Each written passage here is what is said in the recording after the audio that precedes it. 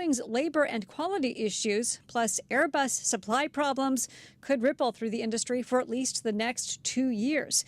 Because airlines are not getting the planes they're expecting, an executive with the International Air Transport Association says some are beginning to furlough pilots and some crew, and expansion plans will likely be put on hold. Stock in Boeing is falling 3%, but it's not stopping the Dow and S&P from rising as much as 0.8% to new high territory. The Dow is up around 350 points. Tracy Jonke, Bloomberg Radio. At the Best of Fall sale at Angelus Furniture, you'll see incredible sale pricing on several different Lazy Boy recliner styles.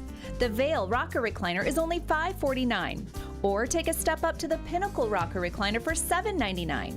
Maybe you just need some cushy luxury in the Redwood Rocker Recliner at just $1149.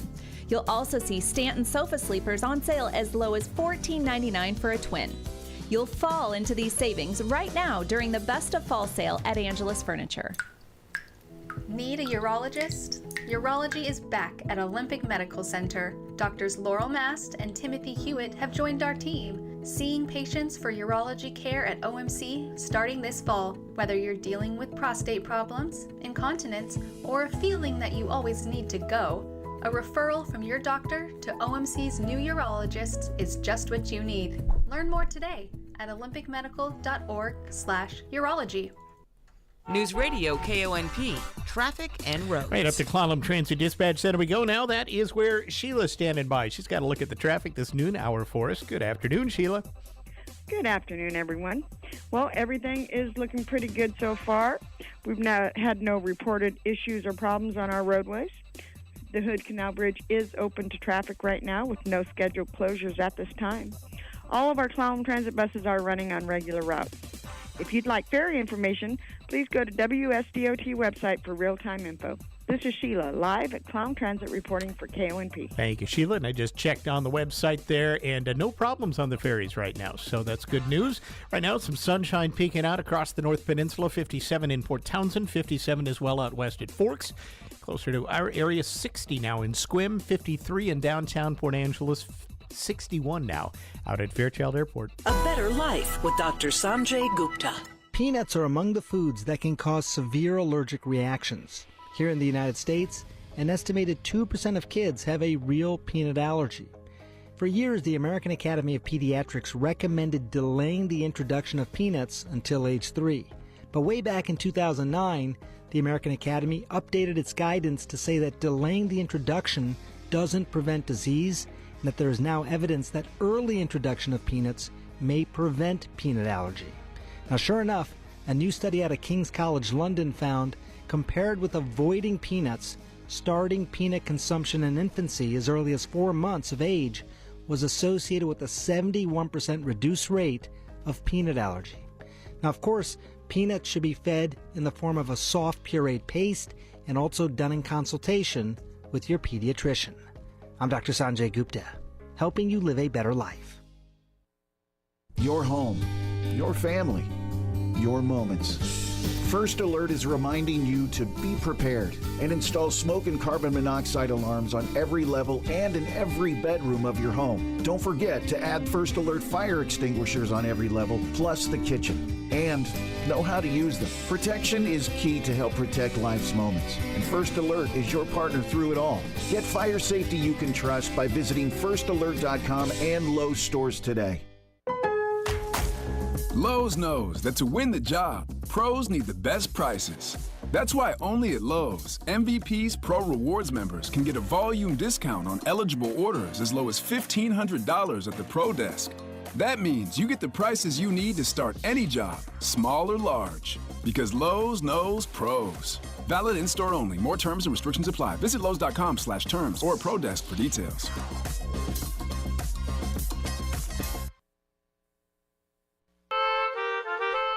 Hello, I'm Jerry Stewart, and this is One Moment in America. There's a lot of talk today about whose side someone is on. But does it make a difference whose side America is on?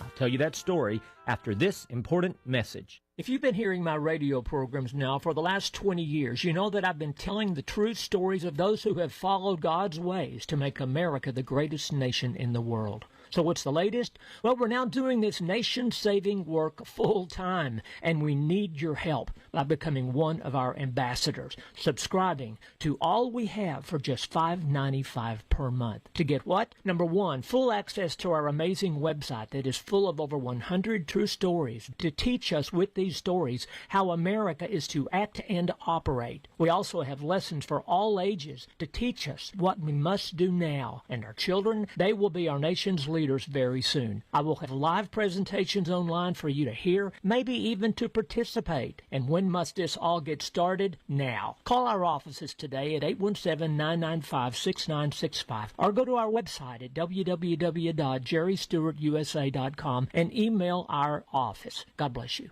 On April the 12th, 1861, after years of discord between the North and the South, the first shots were fired at the Battle of Fort Sumter, and our terrible Civil War began. And each of our U.S. states and territories had to decide which of the two they would side with. And during that time, someone approached President Abe Lincoln and asked the question, "President Lincoln, is God on your side?" And Lincoln came back with an answer some might not expect. "Sir," he said, "it matters not if God is on my side. The important question is, am I on God's side? Whose side are you on?" I'm Jerry Stewart, and that was One Moment in America.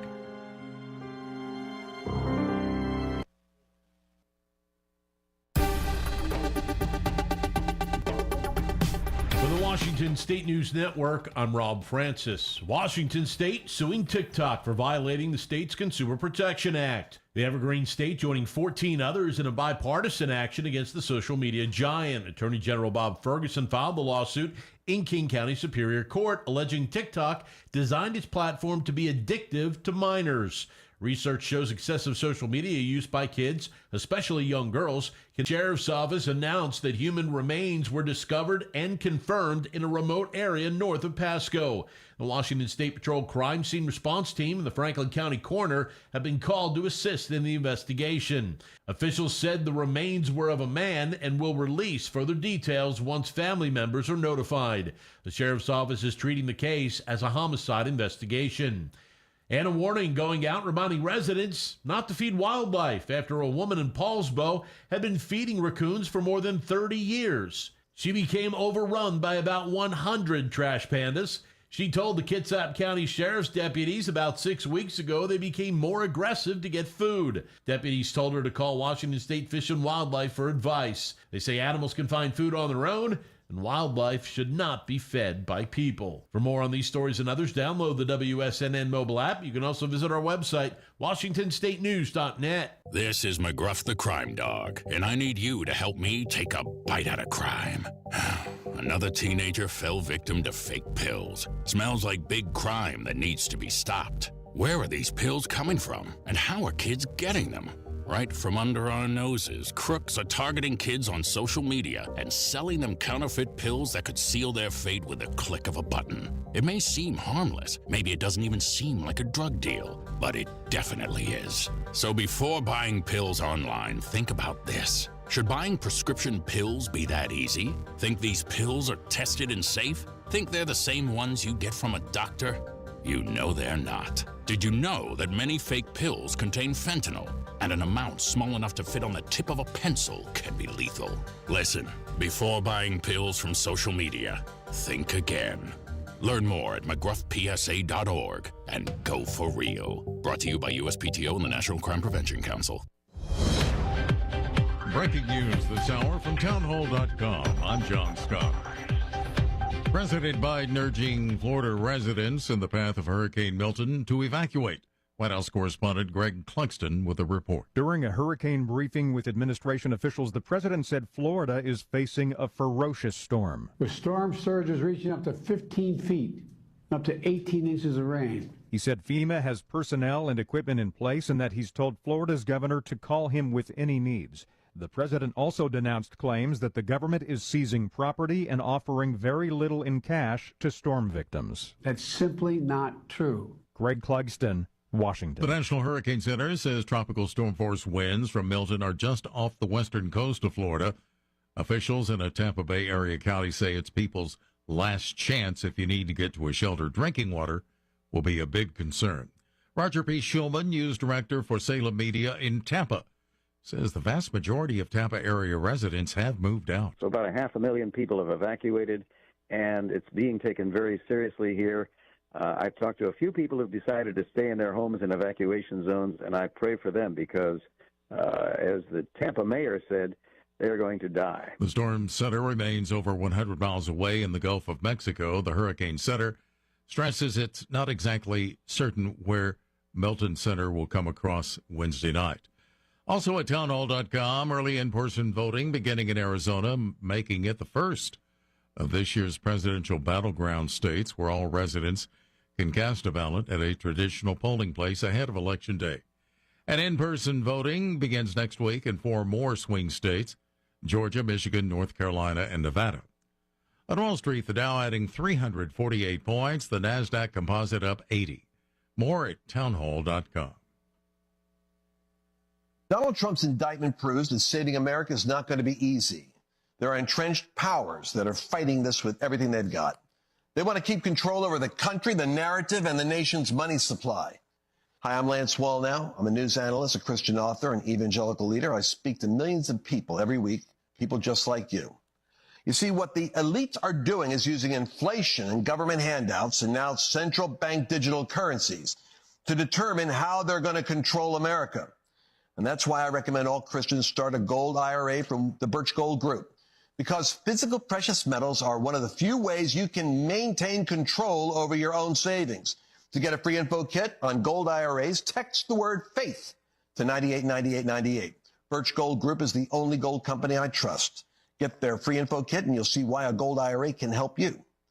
There are no strings attached. Text the word FAITH to 989898 and you're going to be blessed by taking action right now. People who live near the disastrous East Palestine train derailment last year should be able to receive personal injury payments. The payments would be made even while the bulk of the residents' $600 million class action settlement with Norfolk Southern Railroad remains on hold during an appeal. A spokesperson for attorneys who represented residents said provisions of the deal will allow those personal injury payments to be made even while an appeal challenging whether the settlement is adequate and fair moves forward. 4 additional residents recently filed notice that they're appealing the deal. Correspondent Jeremy House in Health News. Hot summers and methamphetamine, a deadly mix. The stimulant is playing an outsized role in heat-related deaths across the United States. The stimulant increases body temperature and impairs a part of the brain that regulates body heat. Breaking news at townhall.com. Federal disaster aid becoming a political football, with both parties trading accusations over the failure to pass more disaster relief as part of a government funding deal last month amid back-to-back hurricanes. The last time disaster relief was so politicized before a presidential election was in 2012, when Republicans paid a political price for holding up disaster funding. Some Republican lawmakers are accusing the Biden-Harris administration of dragging their feet on providing disaster relief funding to hard-hit areas in Florida, Georgia, and North Carolina, and putting pressure on leaders to think about convening an emergency session to approve tens of billions of dollars in more aid. North Carolina Republican Senator Ted Budd called the federal response to the destruction flat-footed, while Florida Republican Senator Rick Scott grumbled that Florida and North Carolina would have gotten fast relief if they were renamed Lebanon and Ukraine. Bernie Bennett reporting. Another check on Wall Street, the Dow up 350 points and the NASDAQ composite adding 81. More on these stories at townhall.com. I'm John Scott. This is the Newsradio KONP Noon Report. Todd Ortloff in the KONP News Center. Here's a look at what's happening on this Wednesday, October 9th. A hit-and-run driver that struck a pedestrian on Highway 101 near Simdars Road in Sequim last night turned himself into the Clallam County Sheriff's Office this morning. But the information we have from the State Patrol leaves us with as many questions as answers as to what happened.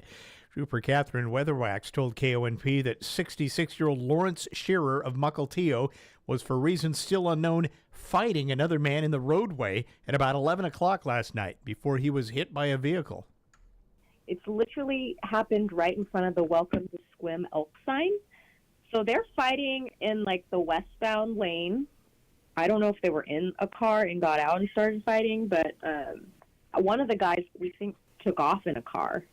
So they're fighting.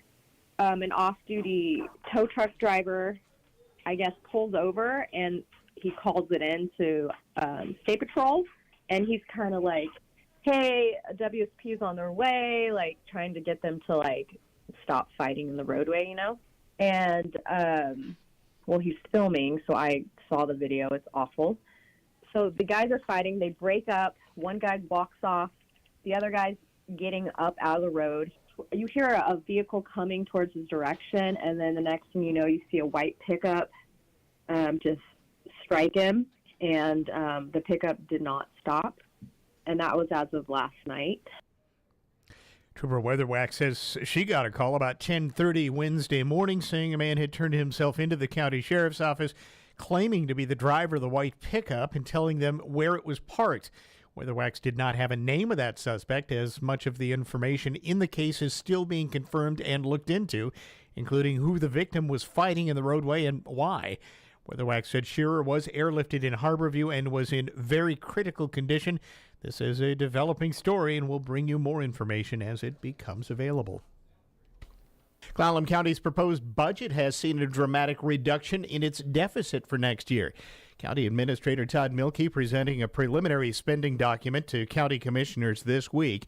The county's budget gap has decreased sharply from $4.1 million in September's preliminary budget to $418,000 in this version, thanks to a combination of about $1 million in new revenue, $2.7 million in expenditure reductions, resulting in a $3.7 million improvement in the general fund's bottom line. Mielke explained what happened between the rollout budget in September and this latest version. We asked every department to undertake an exercise where they would identify a 7% reduction in their expenditures. Looking at any combination of, could you identify new revenues that could be available to you? Could you take a look at the expenditures that you're currently making that come out of the general fund, and could those expenditures be met with another revenue source? We also looked at reducing expenditures. In all, departments identified about $3.5 million in cuts, covering 80% of the requested reductions, which were reviewed and incorporated into the administrator's recommended budget now out. Mielke says this year's approach with the department heads was a bit different. And I would say that this is probably a new approach than what's been taken in the past. This approach said, let's look at department heads as the subject matter experts. Let's ask them where they would suggest how they would prioritize the things going on in their departments. And if they had a new total amount of money to spend, how would they deploy that new amount of money? In addition, payroll underspending is expected to be lower in 2025 with a projected $1.6 million savings due to fewer open positions. The budget also accounts for some local economic factors such as business closures and ongoing infrastructure projects that are expected to impact sales tax revenue in the coming year. County officials will be making some public presentations on this budget in the coming weeks, with approval set for later this fall. In other news, police say a Puyallup woman who was reported missing since Sunday and whose cell phone had pinged on the Olympic Peninsula was found yesterday afternoon in the Claylock area between Beach 3 and Beach 4. 35-year-old Jessica McBeath did not show up for a class she was scheduled to teach at her church on Sunday, had failed to make it into work on Monday. Family members told police this was out of character for McBeath and that they had been unable to reach her. When we learned their cell phone may have been traced to the Olympic Peninsula, we reached out to Puyallup Police. At 1:15, Police Captain Kevin Gill returned our call reporting that McBeath had just been found safe on that beach in Olympic National Park. A Port Angeles woman is in custody after being found slumped over her steering wheel in possession of a large amount of narcotics. On Monday, about 7:20 a.m., a citizen reported there was a female in a running car parked in front of the grocery outlet in Port Angeles who appeared to be nodding off. Deputies responded to find 41-year-old Rachel Robecker of Port Angeles in her vehicle with drug paraphernalia in plain view and was arrested for DUI. Deputies were granted a search warrant for the vehicle and recovered some 80 grams of fentanyl, 110 grams of meth, and some assorted drug use paraphernalia. Robecker was booked on 2 counts of possession of controlled substance with intent to deliver, plus the DUI. The Peninsula Dispute Resolution Center has appointed Mary Irwin to be its new executive director. With 15 years at the organization, starting as a volunteer mediator back in 2009 and most recently serving as its program director, Irwin brings some extensive experience in conflict resolution. PDRC provides mediation services for personal, family, and workplace disputes, as well as conflict coaching, youth programs, and group facilitation in Clallam and Jefferson counties. The center also runs some specialized programs, including housing stability support and voluntary mediation for law enforcement. Irwin plans to expand services and enhance community outreach, particularly for youth. The board president, Mark Hodgson, said that, quote, Mary's knowledge and passion make her the perfect choice to guide PDRC's future growth. Washington Attorney General Bob Ferguson has filed a lawsuit against TikTok, accusing the company of harming youth mental health by designing its platform to be addictive. The lawsuit, part of a nationwide effort involving 14 other attorneys general, claims TikTok violates Washington's Consumer Protection Act by targeting young users with features that encourage excessive use. And Seattle's iconic Pier 70, a 122-year-old landmark on that city's waterfront, is up for sale, offering a rare chance to own a piece of the city's history. Nestled at 2801 Alaskan Way, the privately owned pier is one of just 4 along the downtown waterfront, home to offices and restaurants that overlook Elliott Bay. And though there's no official sales price, the property is assessed at over $37 million, with the potential for a much higher final bid than that. It was originally built in 1902. The pier was once a bustling port spot and has since transformed into a commercial destination following a major renovation in 1999. This is News Radio KONP. Trailers, trailers, and more trailers. Whether work or play, a durable, lightweight trailer is a must. Stories Trailer Sales has a full lineup from Alcom, like Stealth Cargo Trailers. These all-aluminum, lightweight, but durable trailers are suitable for any cargo type. Equipment, toys, tools. If you can name it, you can haul it with Stealth. Find trailers, trailers, and more trailers at Stories Trailer Sales. Go to StoriesServiceStation.com. That's STOREYS servicestation.com. The Olympic Peninsula Fungi Festival is back, October 17th through the 20th at the Clallam County Fairgrounds in Port Angeles. Whether you're a mushroom enthusiast or just curious, there's something for everyone. For the foodies, you won't want to miss the special mushroom-themed multi-course dinner, crafted by local chefs Toga Herzog and Jason Thompson. That's right, Toga is back. Dinner will take place on Friday, October 18th during this year's keynote speech. Scientist Daniel Stevenson will be presenting on mycormediation, using fungi to clean up toxins in the environment. Featuring lectures, hands-on workshops, guided forays, and more all weekend long. The Olympic Peninsula Fungi Festival is guaranteed to inspire something new. Ticket packages include single-day or weekend passes. Camping is also available. Don't wait. Find more information and grab your tickets today at opfungifestival.com. That's opfungifestival.com. opfungifestival.com. Lock it wide to the far side. JSN, he gets the throw near side. Turns outfield. Got a blocker. Touchdown! Seahawks! The Seahawks are back in primetime against the division rival San Francisco 49ers from Lumen Field. Join Steve Rabel and Dave Wyman this Thursday night, pregame at 4. Touchdown! Seahawks! Due to a high school football game on KONP, catch the Seahawks this Thursday night on our sister station, the Straight 102.1 FM, beginning at 4 o'clock. Here's your News Radio KONP forecast, brought to you by All Weather Heating and Cooling. Cloudy skies with a few peaks of sun this afternoon, with a chance of rain showers. High temperatures reach up to 58. Winds out of the north around 5 miles per hour. Slight chance of rain showers tonight. Lows dip down to about 44, partly cloudy skies. Daytime highs approaching 56 tomorrow. Sunshine mixed with clouds at times. High of 58 Friday under partly cloudy skies. 63 Saturday. A peek at the extended shows, 64 Sunday, 63 Monday, and 58 on Tuesday. That's a look at your forecast. I'm meteorologist Paul Trombley. Currently 61.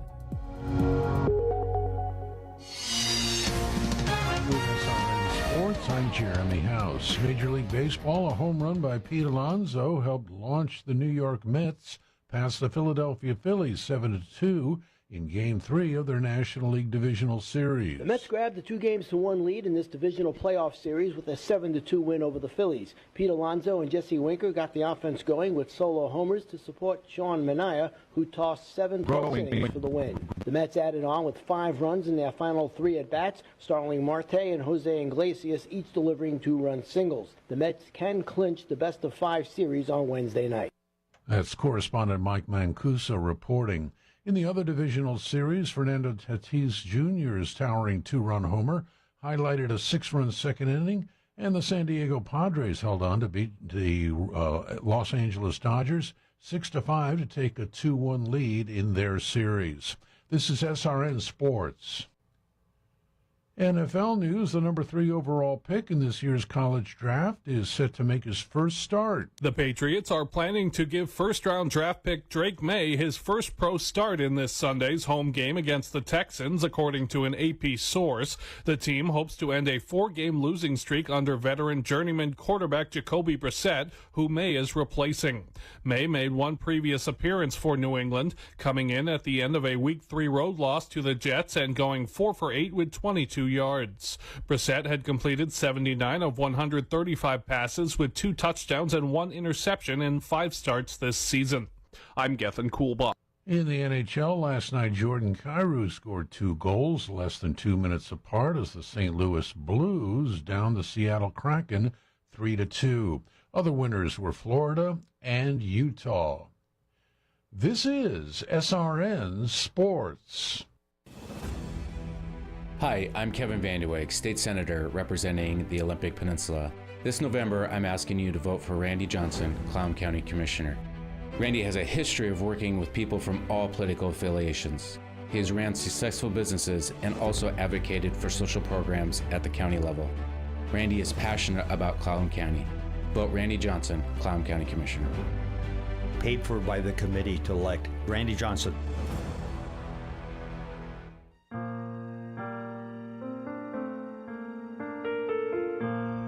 Hello, this is Amanda Huff with Swim Valley and Harper Ridgeview Funeral Chapels.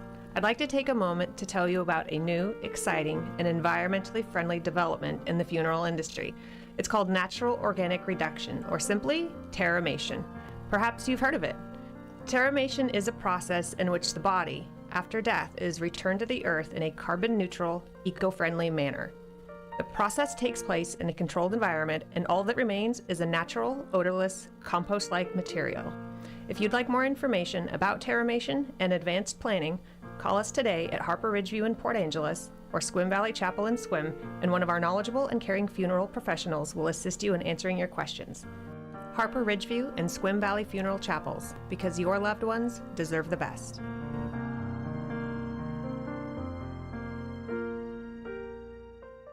Country superstar Josh Grayson is coming to Port Angeles this Friday night. And we're really happy at Radio Pacific to be bringing him here as part of the Straight 102 Country Music Series with Field Hall. Yeah, Josh will be at Field Hall with his band Friday night, 7:30 show. Tickets still available by going to fieldhallevents.org. And, of course, a lot of people know Josh from his time on American Idol. But before that, he was in the Marine Corps. That's where Josh did a little singing for his fellow troops. You know, it's kind of like an unspoken thing, really. You don't know how the guys are going to take it when you're in the barracks or anything else like that. But I guess in boot camp, it kind of started when things were kind of really hard and people were kind of missing home and stuff like that. They kind of caught me singing just to kind of calm myself down. And the next thing you know, I would be asked to sing like at the end of the night while everyone was laying in their rack trying to get to sleep and calm down. And so that's what, I would do pretty much the rest of boot camp. And it just kind of snowballed into there as far as intertwined with the military. Now, Josh, did they give you a guitar? How did you do that? It was just a cappella the whole time. Like I grew up outside of Detroit, so I learned how to sing off Motown music, R&B, oldies music, and then I got into country music at a very young age. And up there in Michigan, in the mid '90s, before it really kind of took off, it was kind of a different thing. But so I would sing like the Boyz II Men stuff and things like that in the barracks until it kind of transitioned and more people started telling me they wanted some country stuff. So and just a little bit of Josh Grayson there talking to us. You can see him at Field Arts and Events Hall this Friday night, 7:30. Tickets still available. Get them now at fieldhallevents.org and ask for you veterans out there about the special added discount you will get. Josh adding an extra discount for all veterans who are coming to his show in honor of his Marine Corps service. And the Kraken go up 2-0. Brandon Tanev. It's the return of Seattle Kraken hockey.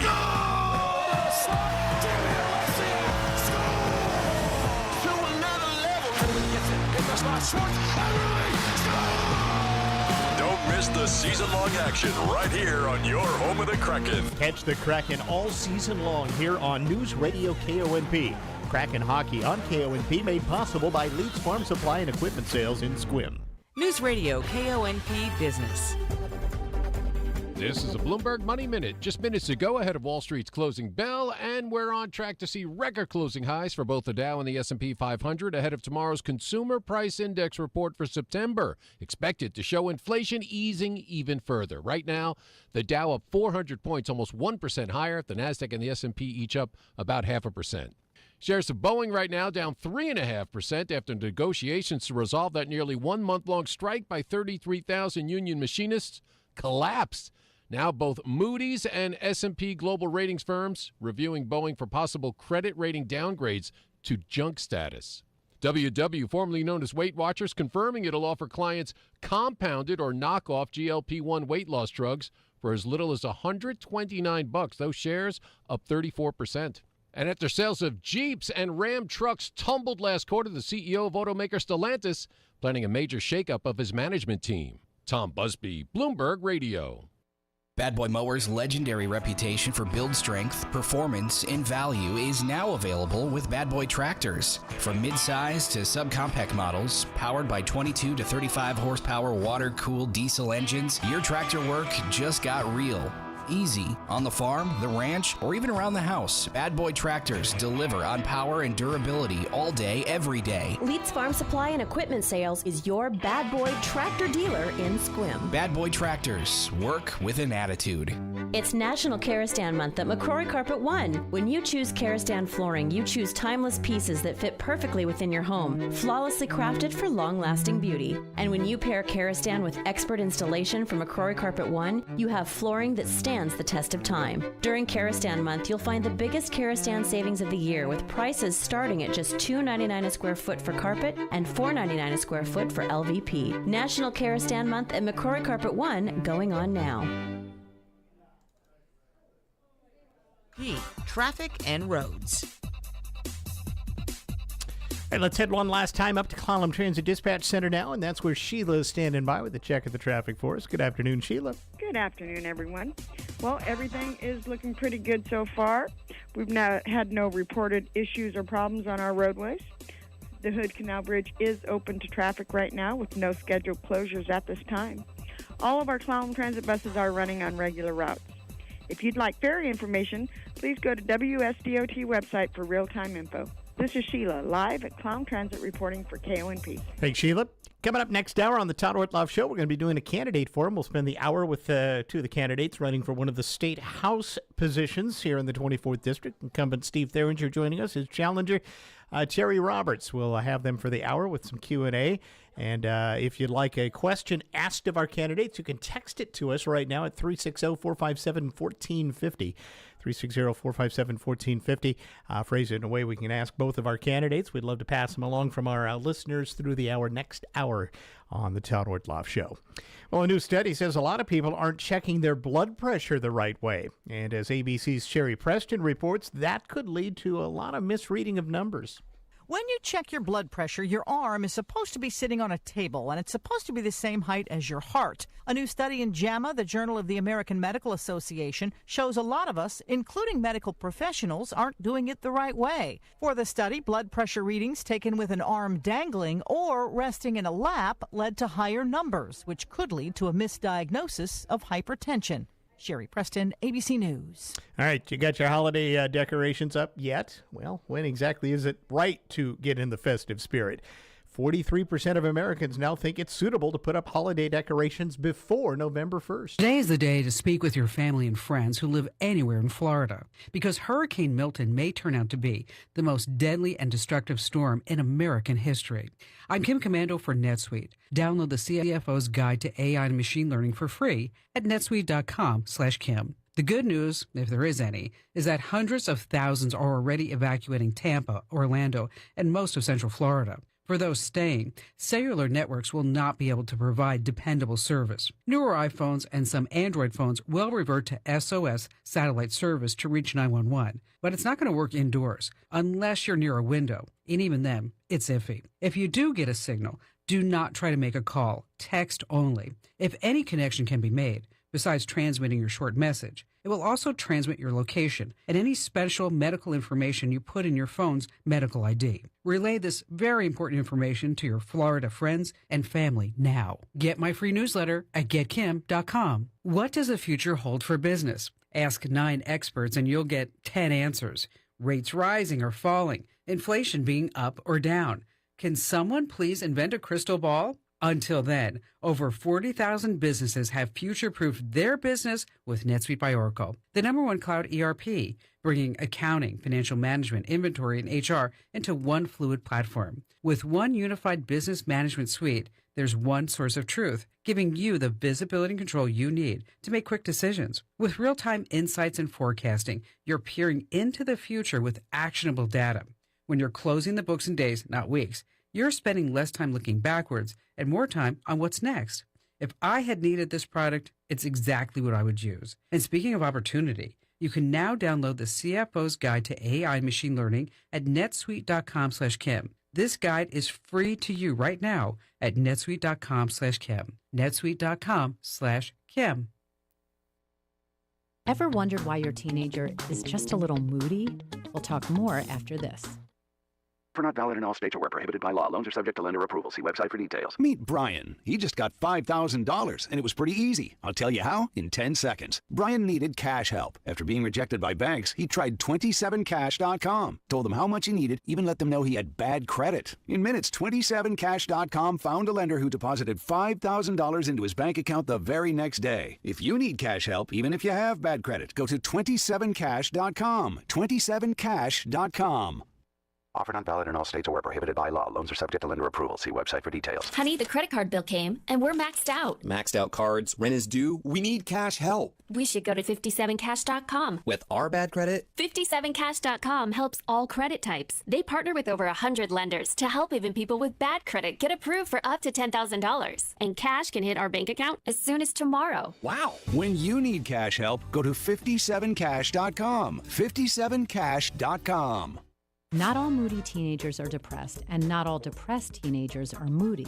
We all have our bad days, but if you notice that your teen is having more bad days than good ones, it may be a sign that he or she has depression, and that can ruin years of their life and be a signal they need help. Having trouble sleeping, eating, concentrating, or getting excited about things they usually like, these can be symptoms of depression. Also, be on the lookout for sudden changes in a teen's mood. It may have something to do with bullying at school or trouble at home. Here's the big flag for parents. If it's normal teen angst, all these problems won't last more than a few weeks. Watch out for problems that don't seem to be going away. And if your teen ever tells you about wanting to hurt themselves or other people, bring them to a doctor immediately. With Your Body, I'm ABC's Dr. Jennifer Ashton. Olympic Peninsula Title, the name you've known for your full title and escrow services, offers contract collection. Let Olympic Peninsula Title process, collect, and disperse funds with your private party loan. Find out more about this service and how it can work for you. OliPenTitle.com.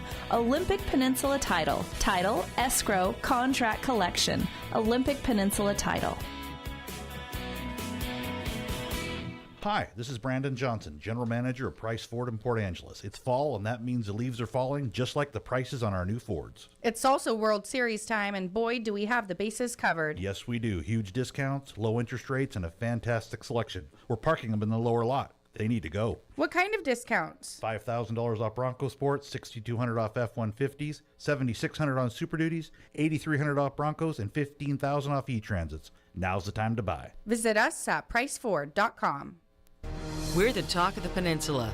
Newsradio KONP, Port Angeles Squim, FM 101.7 and 101.3, a Radio Pacific station. From ABC News, I'm Michelle Franzen. The outer bands of Hurricane Milton lashing Florida's west coast already, and it's on the march to make landfall later tonight near Tampa Bay. Storm surge and hurricane force winds and rain will also push inland. ABC's chief meteorologist, Ginger Z, is in Fort Myers. A lot of these areas are so low-lying, it doesn't take a ton to push the water up into the bays, into the channels and the rivers, and that's why we'll see some inundation that is pretty significant, even here around Sanibel, Captiva, and Punta Gorda. President Biden at a briefing with FEMA's administrator and Vice President Kamala Harris says he's directed federal resources and aid to the region. Vice President Harris urging people to heed local authorities. Many of you I know are tough and you've ridden out these hurricanes before. This one's going to be different. So different. One Sarasota resident says he wants to make this his last hurricane season in the Sunshine State. I'm out of here. I'm tired of Florida. I'm tired of hurricanes. I'm done. President Biden earlier speaking with Israel's Prime Minister Benjamin Netanyahu. The White House says the 30-minute call was productive. It was the first time both leaders spoke since August, and it comes as Israel's weighing its options on how it will respond to Iran's missile attacks, and at the same time expanding operations in Lebanon to battle Hezbollah. ABC's Patrick Reevell is in Beirut. We were today speaking with people at a food distribution center who make 4,000 meals a day now for the displaced people who have flooded this city. 1.2 million people in Lebanon have already been displaced since Israel began its ground offensive into Lebanon. And people there basically said that they fear this is going to go on for a long time. In a statement today, the IDF says it's killed another Hezbollah member, this time in an airstrike in Syria. Israeli forces also issuing more evacuations in northern Gaza, including at a hospital. Reports that more than 3 dozen were killed. You're listening to ABC News. Finally, I love fall again. What's that? Was there a time I didn't? Yeah, all those years I watched the leaves fall knowing they'd soon turn to muck and clog my gutters. But since I discovered Leaf Filter, I haven't had to get on a ladder once. And colorful falling leaves are again a welcome sight. You can have that happiness again too. The Leaf Filter's award-winning patented technology leaves no openings for debris. Nothing gets through but water. Gutters stay clean and efficient with zero effort. And every installation comes with free inspection, estimate, and lifetime guarantee. Plus, your Leaf Filter Trusted Pro will clean out, realign, and seal your gutters before installing Leaf Filter. Now, DIY might seem tempting till you're replacing or repairing it, so get it right from go. Protect your home and never clean out gutters again with Leaf Filter, America's #1 gutter protection system. Schedule your free inspection and get up to 30% off your entire purchase at leaffilter.com/listen. A free inspection and up to 30% off at leaffilter.com/listen. See representative for warranty details. Promotion is 20% off plus a 10% senior or military discount. 1 discount per household. At a campaign event in Chandler, Arizona today, Jimmy McCain, the son of late Arizona Senator John McCain, appeared on stage with Minnesota Governor Tim Walz to show support for the Harris-Walz ticket. I believe in putting our country over party. And that's what my father, John McCain, stood for. And that's what I stand for here today. Early voting begins in Arizona today with Trump's vice presidential pick, Senator J.D. Vance, also rallying in Tucson. A big helping of justice for one Alaskan bear. The winner of this year's Fat Bear contest along the Brooks River in Alaska's Katmai National Park is a mama bear named Grazer. She defeated a 1,200-pound behemoth named Chunk for the second year in a row. Some see it as her way of avenging the death of her cub at the paws of Chunk a few months ago. During the contest every year, human fans of the webcam set up along the river vote for whichever bear they think best exemplifies preparedness for winter by the fat they've accumulated over the summer. Sherry Preston, ABC News. California health officials confirming a third case of bird flu in humans today, with another 2 possible cases under investigation. All 3 cases occurred in dairy workers from 3 different affected farms, with the CDC saying the risk to public remains low. And the Las Vegas Strip saying goodbye to the Tropicana Hotel as the property was demolished earlier this morning. Michelle Franzen, ABC News. End-of-life decisions are hard. Be it pre-planning or sudden loss, you need to have an advocate in your corner, which is why I wholeheartedly recommend Drennan and Ford Funeral Home and Crematory in Port Angeles, the only locally owned funeral home and crematory in Clallam County. Their expertise ensures a smooth process so you can focus on healing and being with your loved ones. Their help through the darkest time in my life will forever stay with me. Call 360-457-1210. Hi, my name's Randy Johnson, and I'm running for re-election as your District 2 County Commissioner. As your County Commissioner, I have worked hard on many challenges our community faces. I will continue to address issues such as affordable housing, childcare, Veterans Affairs, and economic development. I am honored to have served you since 2017, and I ask for your vote for re-election as Clallam County Commissioner, District 2.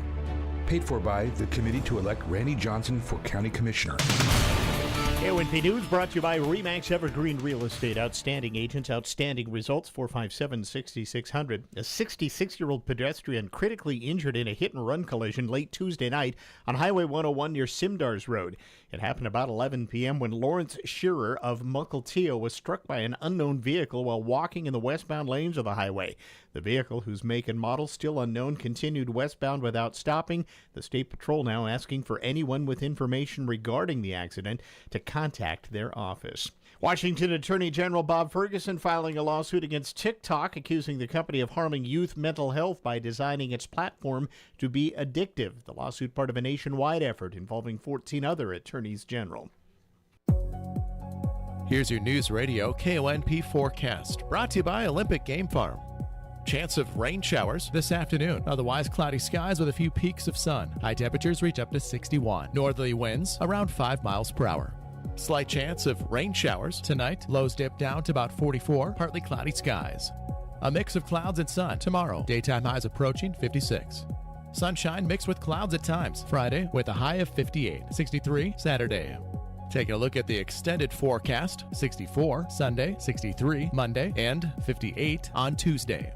That's a look at your forecast. I'm meteorologist Paul Trombley. Currently, it's 59 degrees.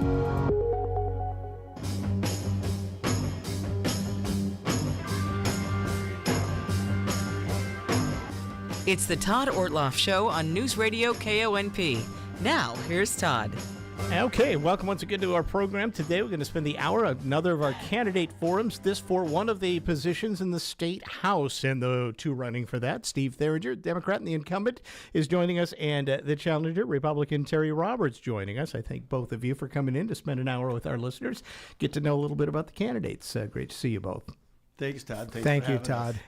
This already kind of went through the rules. We're going to open up with a couple of minutes from each of our candidates, and then we're going to go back and forth with questions between the two, each getting to answer first alternately. I also want to just point out to listeners out there, if you have a question you'd like to try to get in for the candidates, you can text it to us. That's probably the best way to do it. And you can use our main line as a texting line at 360-457-1450. You can text it over. I'll try to get those slid in sometime during the next hour here as we have time. So that said, we'll start with the incumbent, Steve Theringer. A couple minutes about why you're running again. Steve, thanks for coming in. Thanks, Todd. Thanks for having us, and thanks for the folks that are out there listening. People know me, for better or for worse. I was a county commissioner here in Clallam County for 3 terms for 12 years, and now I've been in the legislature for 7 terms. And I think we've done a pretty good job. We did a good job at the county. We had balanced budgets, and we improved services around healthcare and behavioral health. And in the legislature, I've been doing the same. Through the 7 terms I've been there, I've worked myself up to be chair of the capital budget, and I'm on the Healthcare and Wellness Committee and the Appropriations Committee. And those committees have been helpful, I think, for the district. The fact I'm on the Healthcare Committee and the Capital Budget Committee has made it possible for me to see some of the needs. Dental clinics, for example, we got a dental clinic for Norrin here, which I think has really provided a lot of dental access for folks on Medicaid. Same thing in Jefferson Healthcare in Port Townsend. We did the same thing, and also, we all know there's a need for child care and early learning. We've been able to get some dollars for the Boys and Girls Club to help them do that, the Y, and also the pool, so they can expand. That's a huge economic need because folks are if they don't have child care, they can't get in the workforce, particularly for women. So having those committees has been helpful, I think, to focus on healthcare and access to healthcare. OMC, as folks know, has been challenged. And so I'm on the Appropriations Committee and have been able to, for the last 6 years, get a line item in the budget to help them with their reimbursement rates on Medicaid and Medicare. And that's helped them stay, let's say, not in any deeper trouble than they are. And they're working very hard to get out from under. And as folks know, that payer mix is a challenge because there's a high number of Medicare and Medicaid folks. So we've also been able to now redirect dollars through what's called a SNAP program. So they're getting they should be, since June, they've been getting full reimbursement close to full reimbursement for Medicare and Medicaid. So I think that's helped their bottom line. And I think all of us realize that having that hospital viable here in Port Angeles is really a key piece of healthcare access. So hope to be able to continue to work on that, those things after November. All right. Steve Theringer, thanks. Terry Roberts, a couple of minutes about you and while you're running. Todd, thanks so much for having us. Really, really grateful for the opportunity. Since people really don't know me that well, I thought I'd just go into a little bit about my background. My wife and I have had property just north of Quilcene for over 20 years. We're both Washingtonians our entire lives and really did not want to run for office, to be honest with you. But as I spoke with people throughout the district, business owners, individuals who were just really struggling, I thought, somebody has got to step up and do something. Mr. Theringer and I have two very different views of what's going on in LD 24. But like I said, a little bit about my background. Interesting career. The first half of my career, I was in social services, working with troubled youth and adults and children with disabilities in an administrative and a managerial capacity. I actually helped to co-author material that's being taught in the public schools, even to this day, with special ed teachers and teachers' aides. In fact, I helped train teachers in Port Townsend back in the 90s. So that was the first half of my career. The second half of my career, it was in information technology, banking, and finance. I'm a project manager ERM right now for Discover Financial Services. Perhaps people who've read the trades have seen that Discover is being acquired by Capital One. And I've spent the last multiple years as a project manager working with Fortune 500s and Fortune 1000 companies here in the Pacific Rim as well. So individuals in EMEA, individuals in Asia, and working on very complex kinds of projects. So that's a little bit about my background. But I talk to people in the district, business owners, as I said, individual families who are just struggling enormously. The cost of fuel, the cost of groceries, a lack of affordable housing that people have, the crime issues that they are plagued with. And again, I decided that I really had no choice. I had to step up and try to run and do something to help people. And just finally, Mr. Theringer has had 14 years in the legislature. He, in essence, owns many of the things that we're dealing with right now. So my goal is to try and really delineate and show a separation between our two views, and hopefully we can accomplish that today on the show. All right, we'll start with that. And Terry, you get the first question first, and it is about high prices. You alluded to that as well. Washingtonians and people across the country, really, for that matter, struggling with a lot of high price for goods. Inflation's been out of hand. Do you have a plan for, even at the state level, that you could address high prices things? And I think a lot of that energy might come to mind. It costs a lot more now to fill up, for example. Yes, it does. And of course, we have a plan. Otherwise, I would not have run if I didn't have some ideas about how we can rectify some of these problems. I'm going to be very fair to Steve. I'm not going to blame Steve for quantitative easing or the Biden administration's massive infusion of capital into the economy, which caused inflation. But he's here in Washington State, and he represents LD 24. So while all of that is going on, His view, in my opinion, should be to do everything that he possibly can to minimize the effects that are sent down from national government. He has not done that. He's very, very in favor of tax increases. He's voted for them many, many times over, and I have zero doubt that going into the future, he will not do so again. He will. So my plan is simple. I want to see a reduction in the B&O tax on businesses. I want businesses to flourish. Like I said, I've spoken with many business owners, including Interfor here up in Port Angeles, and a whole lot of smaller mom and pop shops that are struggling with tax burden and regulation. So I want us to go back into the regulatory books. I want us to look at various regulations, and I want to see a reduction in some of those regulations that increase cost for businesses to work. I also do not want to see any further tax increases, and I want to see a repeal of some of the taxes that we have increased over the last few years. So tax reduction across the board, both for individuals and businesses. And I want to add one thing too, now that I'm thinking about it, property tax relief, especially for our senior citizens. We have to do something there by capping those property tax increases for them, because we price seniors out of their homes a lot of times. Now, I know my opponent is going to say, well, where are you going to get the money? Because that's the standard response whenever you talk about tax reduction. Nobody can tell me that the state of Washington functions efficiently. It does not. If you implemented Lean Six Sigma across all state agencies, the bottom line would be minimum 20% savings. So why are we putting this burden on people's backs and on their shoulders? We need to remove that. All right, Steve, over to you. A bit about the same question there. What do you do to help struggling Washingtonians with high prices, especially now? Yeah, I think certainly we experienced some high prices. There's over the last couple years. I would argue that I think the major driver for that was the pandemic and the supply chain issues that came around the pandemic. As folks know, probably, I mean, we lost nationally, 1 million people died through the COVID pandemic. So that is a huge impact on, the labor force, impacts families.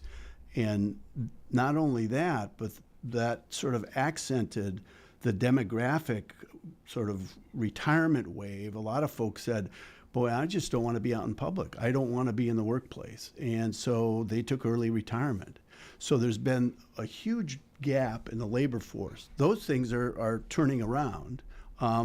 Inflation is down to 2.2% right now, which is well within the Federal Reserve's, target. It took a while for us to get there, but it's there. Gas prices are down from, they were, $5.40 a gallon. I think now at Costco it's like $3.80, $3.90. So things are coming down. That's not to say that people aren't still impacted. And I still think that those waves of I think the supply chain issues have been balanced, but we're still seeing repercussions within the economy for that. And the workforce, I think, is a huge challenge across the board. Whether you're looking at manufacturing, whether you're looking at services, whether you're looking at, governments or even law enforcement, it's just really difficult right now to fill all the positions that they're needed. And when those positions aren't filled, things slow down. And when things slow down, that raises the price. So there's more to be done on that, I think. But I think we're moving in the right direction. I think the policies at the Federal Reserve level and certainly at the state level are helping do that. All right, we're going to take a break. We'll come back. We're going to piggyback on a bit of that conversation when we get back on the other side of the break. Steve Theringer will have the next question first, right after this. This is the Todd Ortloff Show on Newsradio KONP. Red Carpet Car Wash in Carlsberg is always adding to the list of things they provide to keep your vehicle looking brand new. The full detail shop is just one more service to check off that list. Not only will your interior and exterior shine, your engine will sparkle too.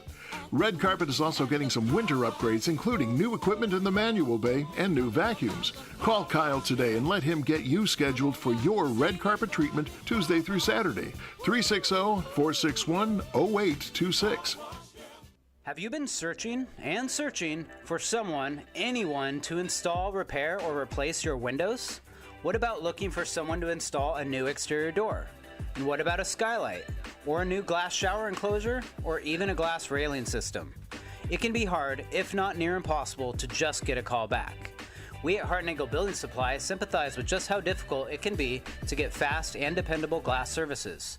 It's why we created our newest division, Hartnagel Glassworks. With over 80 years of combined experience, our team is ready and excited to help you on your next project. Whether it's big or small, residential or commercial, installation or repair, we can pretty much handle anything related to glass. Contact us today at 360-417-8388 or at hbsglassworks.com. Angeles Millwork and Hartnagel Building Supply, building homes, building community since 1906. Have you found yourself speeding to the next rest stop?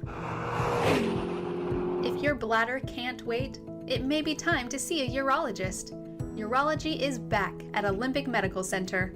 Whether you're dealing with prostate problems or incontinence, a referral to OMC's urologist could be just what you're looking for. Our new urology team is accepting appointments starting this fall. Learn more today at olympicmedical.org/urology. Hi, this is Tristan with Tri-State Roofing. We are celebrating the grand pre-opening in Sequim. We specialize in roofs, siding, gutters, patio covers, and doors. The best part? We got you covered with incredible financing. 0 down payment, 0 payments, and 0 interest for up to 18 months on approved credit. Experience the Tri-State way. We've got you covered 24/7. Call 253-ROOFING or tristate.pro. Tri-State Roofing, we got you covered.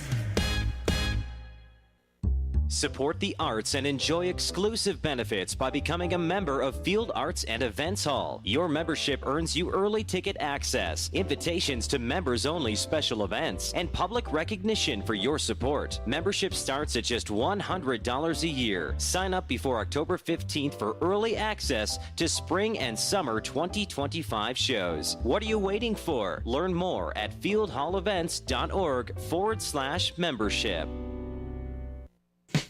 All right, back with more as we continue with another of our campaign forums. We're talking with two of the candidates for one of the positions for 24th District State House, and that's Steve Theringer and Terry Roberts in the studios. And we're going to go back to a question now. Steve gets the first answer on this one, and it has to. I'm going to go on taxes generally. Steve, just your thoughts about the tax system in our state and what you like or don't like about it, or if you think it's time for the state to dive into a change, perhaps, in how we fund our government. Well, taxes are always a prickly issue. As folks know, Washington has, the most regressive tax structure in the country. We adjusted that a little bit when we put in the capital gains tax, which is on the ballot with the initiative to try to repeal that. But that moved us from the bottom of on the regressive scale up to, I think, 48th or 47th or something. So I hope that initiative fails, because I think that really is a balance in how we address our taxes. So we're very sales tax and property tax heavy. If we had the tax vehicles, the 3 legs of the stool that Idaho has, for example, which is income tax, sales tax, and property tax, you'd see a lot of the fees and some of the other things that happen in Washington to try to make up that revenue loss. But if we had those 3 legs, we would probably have $6 to $7 billion more in revenue to manage, and it'd be more evenly, spread, so that the folks that are on fixed incomes that are facing property tax increases. I mean, that's how we pay for schools in the state, and it would be nice to not have to raise those property taxes to fund schools, for example. Capital, the income tax, we passed a bill last year to prevent that from happening.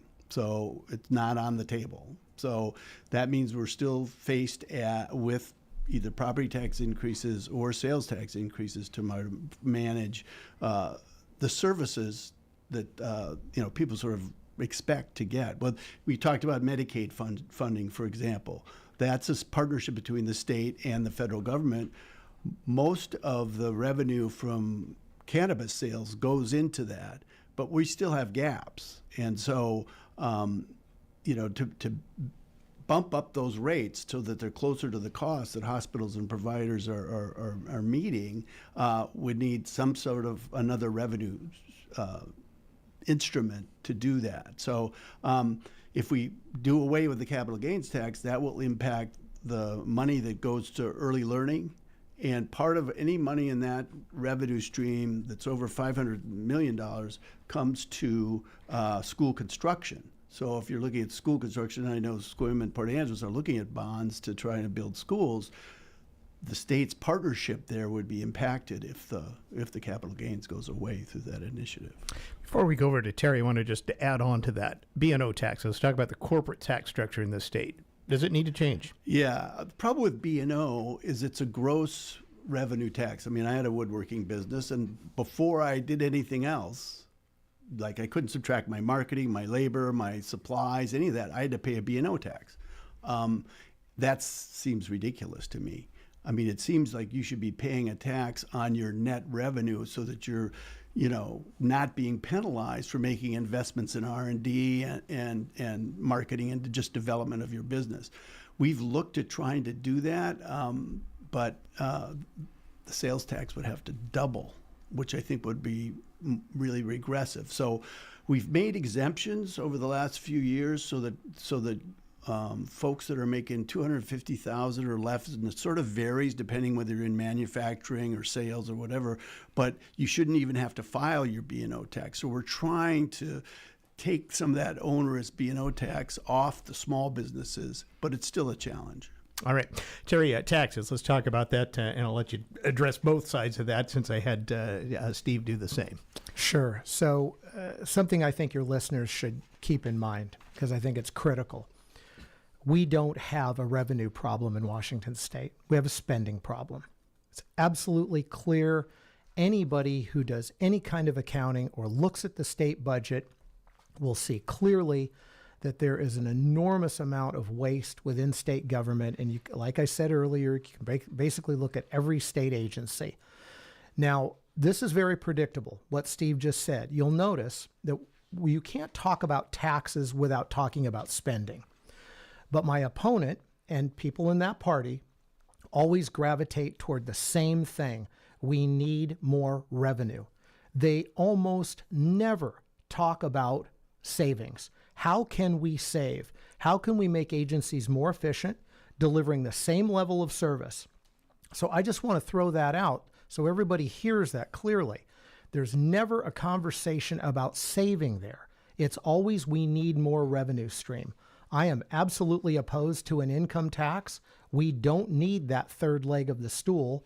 In fact, I want to see tax reduction because when we do that, business flourishes, and guess what? The state gets more revenue. We have example after example economically of that working, and I want to see it implemented here in the state. I do have some agreement with Steve on B&O tax. I think it's punitive, and I think we need to take a serious look at reductions in it, because I want businesses to be able to invest in new equipment, to bring on people, to hire people that are at a higher skill level. And so my concern is always, how do we make business flourish overall in the state? And then how do we lessen the tax burden on the individual citizen as well? So my focus is going to be, how do we make state government more efficient? Not how do we tack on more tax in various areas.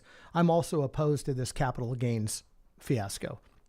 You cannot take people that generate jobs, that infuse capital back into the system and penalize them. Because when you do that, guess what? They're going to shelter their money and they're not going to do what you want them to do, which is to engage in more economic activity, because that helps drive the engine that is going to raise everybody's boat in the district. So big difference here between the two of us on the approach. All right, we need to take another break. We'll come back and we're going to get into a little bit about housing and some other things, issues that are looming as we continue our discussion with Terry Roberts, who you just heard there, and Steve Theringer, running for one of the seats in the State House for the 24th District. Back with more right after this. This is the Todd Ortloff Show on Newsradio KONP. I understand that as our world becomes more automated, receiving personalized service from a real person is more meaningful than ever.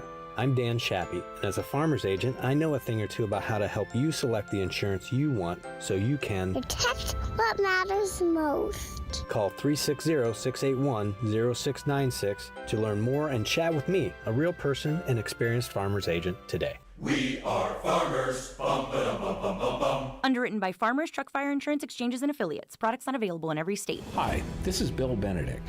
I served 2 of my 4 terms as Clallam County Sheriff with Commissioner Randy Johnson. He was and still is an exceptionally talented community leader and problem solver who puts the welfare and concerns of his constituents ahead of partisan politics. Clallam County needs the proven leadership, accountability, and political independence of Randy Johnson to continue as District 2 County Commissioner. Please join me in voting for Randy this November 5th. Paid for by the committee to elect Randy Johnson. For the Washington State News Network, I'm Rob Francis. The Boeing machinist strike continues on, with the company withdrawing its latest contract offer after nearly a month. President Stephanie Pope stated the union did not seriously consider their proposals.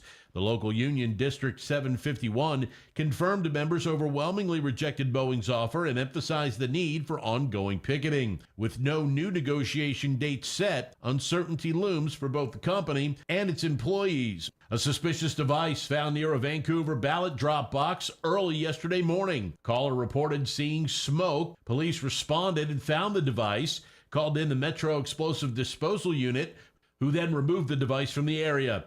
There were no injuries and the ballot drop box was not compromised. An agent from the Federal Bureau of Alcohol, Tobacco, Firearms, and Explosives responded because the drop box is near federal buildings. And in sports, the Seahawks placed pass rusher Uchenna Nwosu on injured reserve ahead of tomorrow night's divisional clash with the 49ers. The IR designation means Nwosu won't be back until Week 11. The Seattle Kraken opened the Dan Bilesma era with a loss to the St. Louis Blues at Climate Pledge Arena. The Kraken had a 2-0 lead after the start of the second period, but would give up 3 before the period ended. Next, the Kraken will face the Wild in Minnesota on Saturday. For more on these stories and others, download the WSNN mobile app. You can also visit our website, WashingtonStateNews.net. The possibility of lung cancer can be pretty scary, especially if you're one of approximately 8 million current or former smokers at high risk. That's why SaveByTheScan.org wants you to know that now there's a breakthrough low-dose CT scan that can detect lung cancer early, and it only takes 60 seconds. You stop smoking, now start screening. For an easy quiz to see if you're eligible, visit SaveByTheScan.org. It could save your life. SaveByTheScan.org is brought to you by the American Lung Association's Lung Force Initiative and the Ad Council. I taught for 20 years, until I started forgetting my lectures. Eventually, he had to quit. Getting his early Alzheimer's diagnosis was hard, but it gave us time to take control of the situation, together. I can't imagine going through this without him. If you or your family are noticing changes, it could be Alzheimer's. Talk about seeing a doctor together. For more information, visit alz.org/time to talk. A message from the Alzheimer's Association and the Ad Council. Here's your News Radio KONP forecast, brought to you by Olympic Game Farm. Chance of rain showers this afternoon. Otherwise, cloudy skies with a few peaks of sun. High temperatures reach up to 61. Northerly winds around 5 miles per hour. Slight chance of rain showers tonight. Lows dip down to about 44. Partly cloudy skies. A mix of clouds and sun tomorrow. Daytime highs approaching 56. Sunshine mixed with clouds at times. Friday with a high of 58. 63 Saturday. Taking a look at the extended forecast, 64 Sunday, 63 Monday, and 58 on Tuesday. That's a look at your forecast. I'm meteorologist Paul Trombley. Currently, it's 59 degrees. Doing a candidate forum for 24th District House, one of the seats there. Steve Theringer's the incumbent, the Democrat running in this race, and Terry Roberts, the challenger. He's the Republican. And we're going to go to Terry first on this next question, and it's about housing and really kind of a simple approach to a very complex issue. But I'll just say, if you're elected, what do you bring as a thought to help attack this housing crisis we have in Washington State, particularly, and even maybe more so here on the North Olympic Peninsula, where we have some other kind of issues with that too. Well, before I answer that, Todd, I want to go back and address something that my opponent said early on, because it's just something that bothers me because I hear about it at different debates with him, and that was what caused inflation. Early on in this process, we were at a candidate forum and Steve blamed COVID for inflation. And I corrected him, and I think I did so in a very polite way and said, Steve, it's quantitative easing policy and the pouring of stimulus into the economy by the Biden administration. Well, Steve came up to me after that debate was over and said, yeah, that did have an impact on it. So he's wavered back and forth on this, and I just want the audience to be clear. COVID did not cause inflation. Even economists on the left will agree it did not cause inflation. So let's just get that straight. Now to your question on housing. I've said this repeatedly at many, many debates. We knew demand would go up. I worked for King County 2000 back in the 80s, which was a committee that was designed to project where we would be in Western Washington, King County predominantly, but it overlapped into Western Washington, where we would be on a whole host of issues. And one of those was housing. We predicted even back in the 80s that we'd have this enormous demand for housing. We live in a great place. As a lifelong resident here in Washington, I love the state. I love the Olympic Peninsula. And we knew that demand would go up. Well, what did we do? We did it consciously and we did it unconsciously with a number of things, including the Growth Management Act. We artificially suppressed supply. And many of the pieces of legislation that have been passed since that time have done the same thing. They're tantamount to the same thing.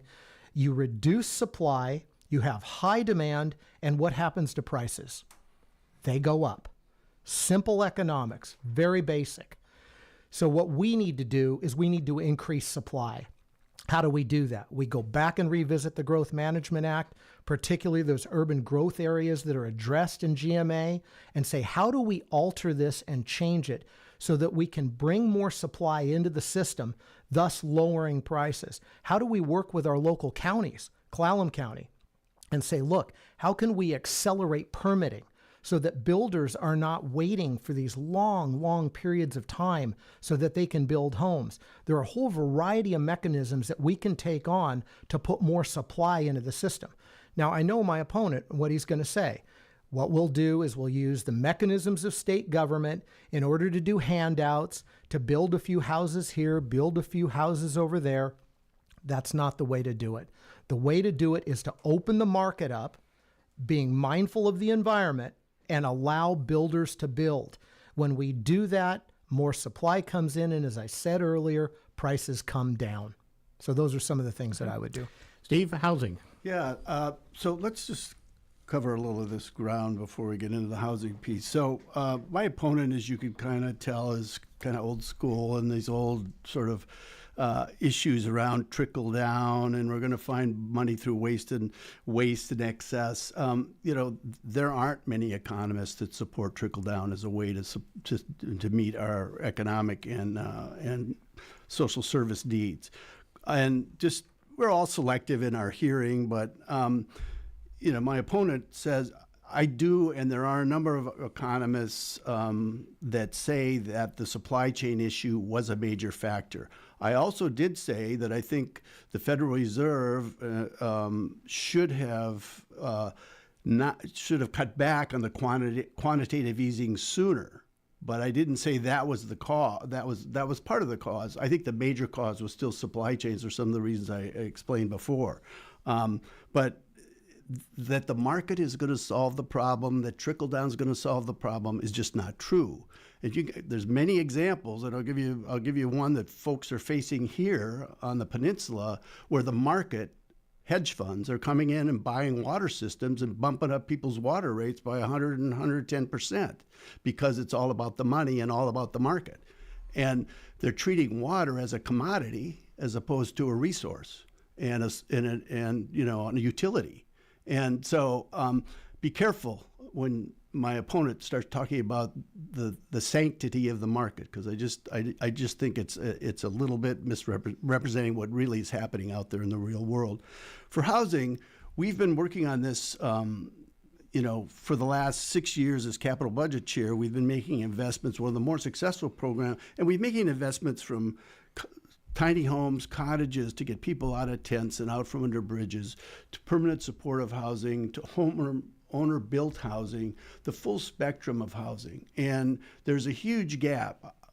my view is that you look at sort of one of the ways to address this is density by design. For example, we have this program we started up in the capital budget, I think 4 or 5 years ago, called CHIP, Community Housing Infrastructure Program. And through that program, we were able to get $27 million into the tri-area of Jefferson County. And part of that money actually came from the Biden Infrastructure Act, which, I guess that administration did get an infrastructure bill, didn't it? Biden administration. Other folks claimed they were going to do that, but they never did it. We put part of that money in building this sewer. That sewer is going to provide density. One of the groups that's going to build 155 homes in the tri-area is the Habitat for Humanity in East Jefferson County. So making investments in infrastructure and through this CHIP program, it's probably one of the more popular programs. And I was on a panel last week on housing, and folks are saying, are you going to keep putting money into CHIP? And because what happens, a lot of federal and state housing dollars go to build the unit. They don't go to building the sewer and the water to make the property developable for those housing units. So that's what this CHIP program does. We've had some success, obviously, in Jefferson County, and I think folks are trying to apply for that here in Clallam County for this next round of the budget. So, again, providing that infrastructure so that we can have the density so that housing can become more available, I think is helpful. We passed some bills this last year to look at converting office buildings and other buildings into housing. We've looked at a fund. We set up a program called the Workforce Housing Accelerator, which is a revolving loan fund that we weren't able to fund because of the dollars last year, but I think we're going to try to be able to put some seed money into that this year, and that'll be a revolving fund that private developers can use to build that middle band of housing, which is so important. So it's probably across the state, it's a big challenge for us. And so we have a number of strategies, but we have a lot more work to do. All right. Court's going to talk about an issue that's looming here, and I'm sure you've heard this, certainly. The state Supreme Court poised to perhaps order some sweeping changes on indigent defense caseloads again. This has got the ire up on both the prosecutors and defense attorneys who say we're not sure if the justice system can handle that because of the funding that would be needed to hire that many more defense attorneys, essentially, to cover the caseload levels. Whether or not you can find them is the next part of that as well. The reason I bring this up is it could become a legislative issue. And so, Steve, I'll go to you first. If reelected and this comes up, is it time for the legislature to reevaluate kind of how the state pays to Clallam County, for example, indigent defense? Because the county could be on the hook for millions and millions additional dollars out of its own pockets, basically, to pay for indigent defense. And that's technically a state court issue. Right. No, it's going to be a challenge, Todd. I think having been a county commissioner and having been, as folks know, and as Todd, as you know, counties are agents of the state. They do a lot of functions for the state. They do property assessments. They run the elections. Criminal justice is a big part of that. And the counties themselves have limited ability to raise funds. And I think there's no question that the constitutional right for someone to have an attorney is an important right. And yet the caseloads for these public defenders are, way more, double, triple maybe what they can really provide good counsel for. And so something's got to give here. And I think the caseload needs to be reduced. And I think it has to be to a number that is manageable on the public defender side. But we have to be careful, as folks probably know, when you start looking at the criminal justice system, it's one of those examples of how everything's connected to everything else. So you got the deputy who's arresting somebody. It comes in, the prosecutor makes a determination how they're going to file the case, and then you bring in the public defender, and you have the judge, and then depending on what happens, you've got somebody that might end up being incarcerated. So those are costs, and they're all interconnected. And I think when there's one part of that system that's not functioning well, as you've raised this point for public defense, we need to, I think, address that. It's going to need some dollars probably to do that, because I don't think it's the county's responsibility. It's really part of the state's responsibility. The counties just happen to be that agent. And coming up with those dollars is going to be challenging in the current budget cycle because of the way the revenue picture looks. So stay tuned, because I think that's a challenge that we need to address. It's just going to be challenging to address. All right. Terry, your thoughts about that? If it's looming, you're in the state legislature, what's the take? Sure. Once again, I've got to address something that my opponent said earlier before I get to your question, Todd. So I don't want to get into a debate about Keynesian economics versus, say, Milton Friedman economics. But my opponent brought it up, and he cited that there are many economists that don't believe that quote-unquote trickle-down exists, or it was not very helpful to the economy. Well, trickle-down is a term that they developed that has nothing to do with the Laffer curve and how the economy functions at its peak efficiency when you lower tax rates. And the bottom line is, when you lower tax rates, you get more economic growth and you get more revenue. It's just a fact. And probably one of the most famous individuals that did that was John F. Kennedy. He lowered the top marginal rate from a massively high number, I can't remember, it was 80-some%, down to 60 or 50%, a huge infusion of revenue. President Reagan did the same thing. Revenues in Reagan's years doubled because he lowered the top marginal rate down to an even lower rate. So let's just be honest about history here. There are lots of economists who believe that lowering rates, letting individuals keep more of their own money, benefits the economy long term and revenues go up. We just have too much historical precedent for it. So on to the question that you asked. I actually have some level of agreement with my opponent here. Bottom line is that there will be cost involved. We're going to have to cover those costs. And so for us, the key will be, how do we get more revenue into the system? I've already said how I think we need to do that. But I think there's another issue that has to be dealt with. When we look at the people that commit crimes in our society, and it's true across the board, it's usually the same group of people that reoffend. One of the difficulties that we've had is that we early release people. And those people, unfortunately, go back out and commit the same crimes. Some of them come in 5, 6, 7, 8 times before the same judge or another judge in a different jurisdiction.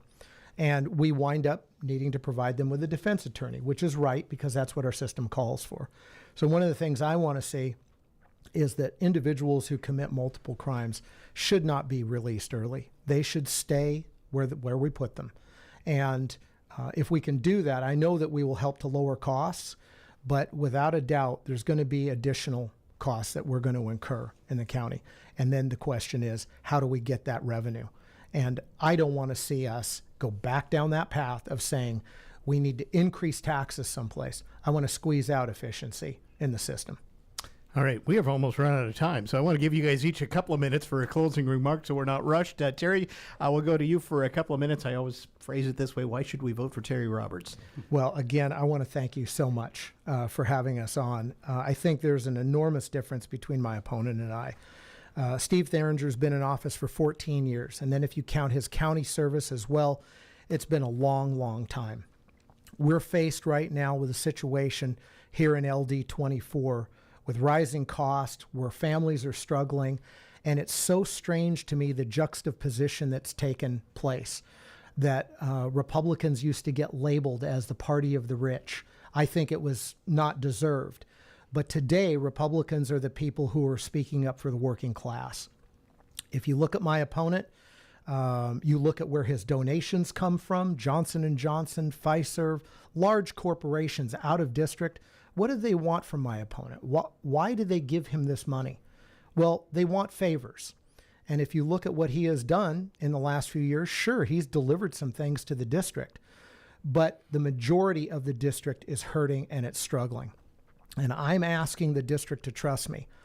I'm asking them to give me a vote in November so that I can come into office with a lot of energy and a lot of ideas about how we can change things in the district.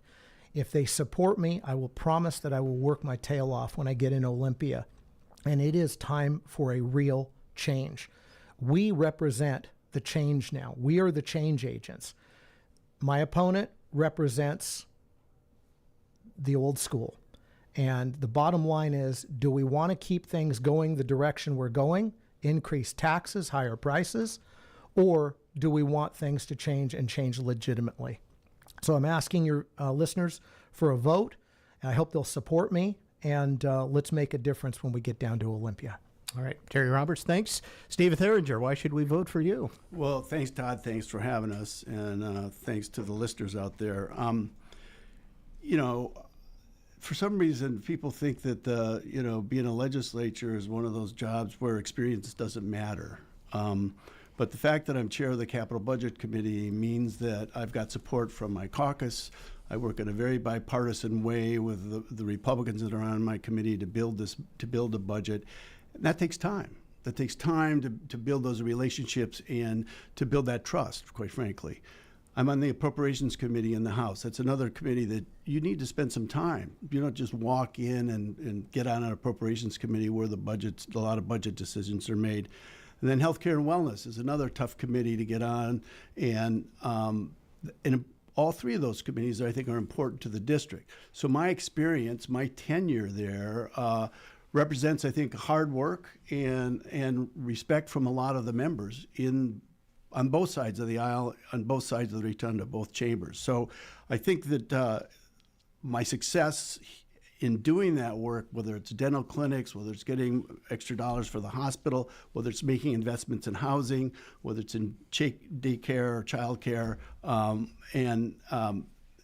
is a really strong record.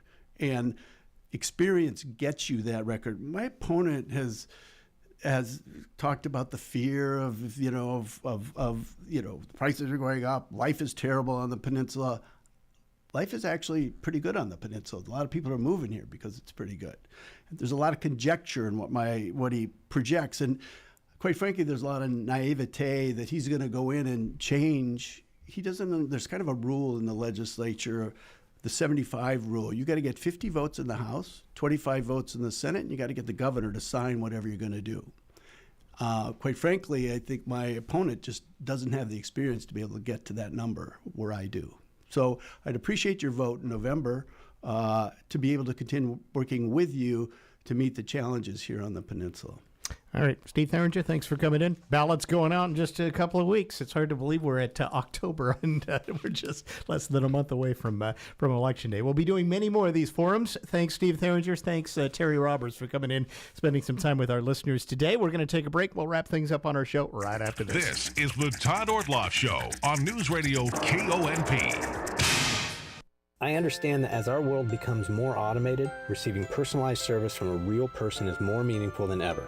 I'm Dan Shappy, and as a farmer's agent, I know a thing or two about how to help you select the insurance you want so you can protect what matters most. Call 360-681-0696 to learn more and chat with me, a real person and experienced farmer's agent, today. We are farmers. Bum, ba-dum, bum, bum, bum, bum. Underwritten by Farmers Truck Fire Insurance Exchanges and Affiliates. Products not available in every state. Red Carpet Car Wash in Carlsberg is always adding to the list of things they provide to keep your vehicle looking brand new. The full detail shop is just one more service to check off that list. Not only will your interior and exterior shine, your engine will sparkle too. Red Carpet is also getting some winter upgrades, including new equipment in the manual bay and new vacuums. Call Kyle today and let him get you scheduled for your red carpet treatment Tuesday through Saturday. 360-461-0826. Hi, I'm Morgan Grawl-Worthington. I'm a local educator and the head coach for the Port Angeles High School fast pitch softball team. I've known Randy Johnson since the age of 10 when he coached my Little League team. Randy has always been a big supporter of the youth in our community through his leadership in 4-H, the YMCA, and juvenile services. Just as he has supported our kids, I am proud to support Randy for re-election as Clallam County Commissioner, District 2. Paid for by the committee to elect Randy Johnson. Tri-State Roofing is celebrating the grand pre-opening in Sequim. Tri-State specializes in more than just roofs, siding, gutters, patio covers, and doors. And the best part is, we got you covered with incredible financing. Project now and pay later, much later. Zero down payment, zero payments, and zero interest for up to 18 months on approved credit. Experience the Tri-State way. We've got you covered 24/7. Call 253-ROOFING. Tri-State Roofing, we got you covered. This is Newsradio KONP. At Straight View Credit Union, we believe that fast, flexible loan decisions are key to helping our members achieve their financial goals. That's why we're proud to offer a streamlined loan application process that takes place entirely in-house. All loan decisions are made locally, right here in our building, by our experienced lending team.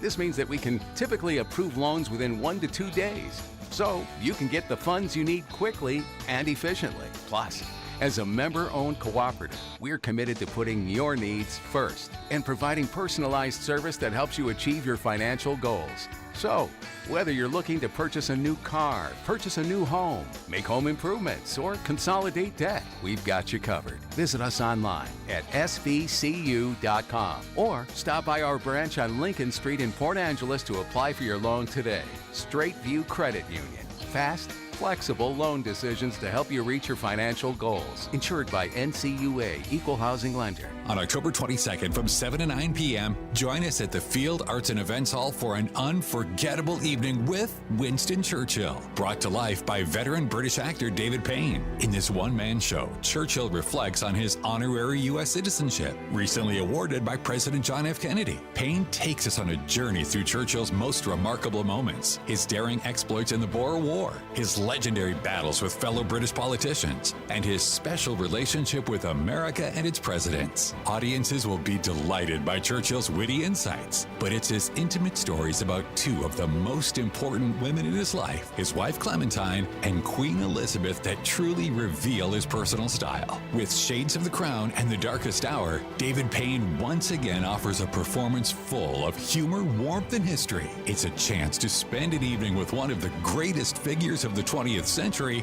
without needing a time machine. Get your tickets at jffa.org. Country superstar Josh Grayson is coming to Port Angeles this Friday night. And we're really happy at Radio Pacific to be bringing him here as part of the Straight 102 Country Music Series with Field Hall. Yeah, Josh will be at Field Hall with his band Friday night, 7:30 show. Tickets still available by going to fieldhallevents.org. And, of course, a lot of people know Josh from his time on American Idol. But before that, he was in the Marine Corps.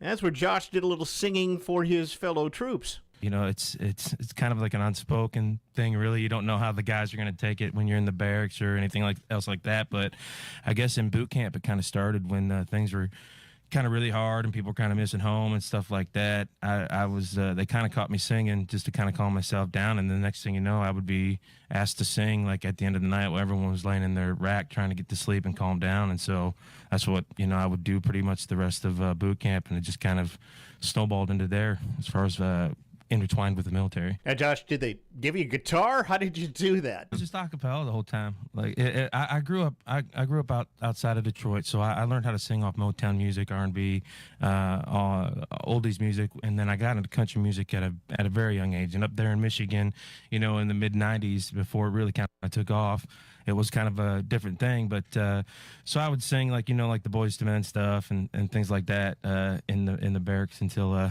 it kind of transitioned and more people started telling me they wanted some country stuff. So and just a little bit of Josh Grayson there talking to us. You can see him at Field Arts and Events Hall this Friday night, 7:30. Tickets still available. Get them now at fieldhallevents.org and ask for you veterans out there about the special added discount you will get. Josh adding an extra discount for all veterans who are coming to his show in honor of his Marine Corps service.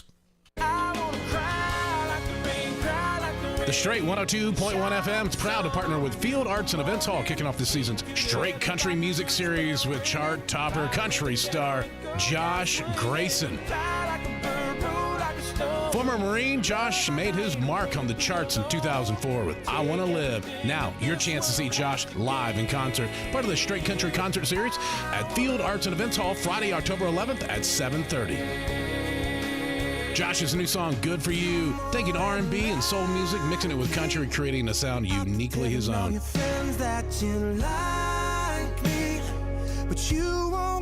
Josh Grayson live at Field Arts and Events Hall, Friday, October 11th, 7:30. All part of the Straight 102.1 FM Country Music Series. I know I'd be good for you. Get your tickets now at fieldhallevents.org.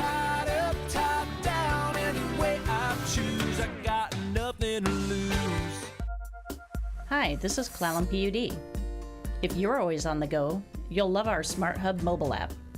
You can pay your bill, report outages or other problems, and unlock new ways to save energy through monitoring your usage history, all from your phone. It's more than an app. It's a key to saving time and money. Innovation in your pocket, that's power. Download the app from our website at clallampud.net. Clallam PUD, bringing energy to life. It's fall, and we're all adding a couple layers to our wardrobe. You can make them new layers during the Swain's Fall Work and Outdoor Sale. Check out the women's and kids' fleece leggings for only $10.87. Terramar women's and kids' base layer thermals with 20% off, and assorted women's flannels are just $19.87. In the shoe department, shop Timberland men's and women's work boots with 25% off, and Georgia Boot Romeos and Chelsea's all $15 off. The Swain's Fall Work and Outdoor Sale going on now. The North Peninsula's news. The North Peninsula's talk. News Radio KONP, Port Angeles, Squim. A Radio Pacific station. From ABC News, I'm Lindsay Davis, anchor of Prime, streaming weeknights on ABC News Live. From the White House, President Biden joins the chorus of voices warning residents in western Florida to begin sheltering in place as Hurricane Milton barrels toward the coast. It's looking like the storm of the century. The storm will make landfall later today or early tomorrow with life-threatening storm surge and heavy rainfall expected. Florida Governor Ron DeSantis says they're ready for whatever comes their way. We are bracing and are prepared to receive a major hit. We're facing this with the seriousness it deserves, but also with the determination that we will get through this. President Biden also speaking with Israeli Prime Minister Benjamin Netanyahu today, the first time the two leaders have spoken since August. The call comes as the region waits on Israel's response to a missile attack last week that Iran carried out in retaliation for Israel's military offensive against Hezbollah in Lebanon. White House Press Secretary Karine Jean-Pierre. The U.S. and the Israeli government have had discussion since last week. Certainly since after the Iran attack. And so those discussions continued with the president and the prime minister. Plane maker Boeing has withdrawn what they called their best and final offer to striking machinists that would have raised their pay by 30% over 4 years. ABC's Alex Stone. Boeing machinists who build the 737, 767, and 777 have rejected it because they want a 40% pay raise, and mostly they want their pensions reinstated.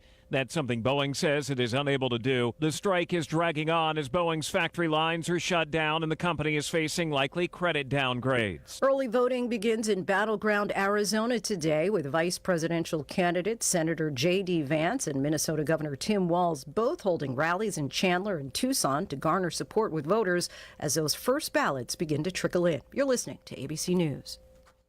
If you're living with dry age-related macular degeneration or dry AMD, you may be at risk for developing geographic atrophy or GA.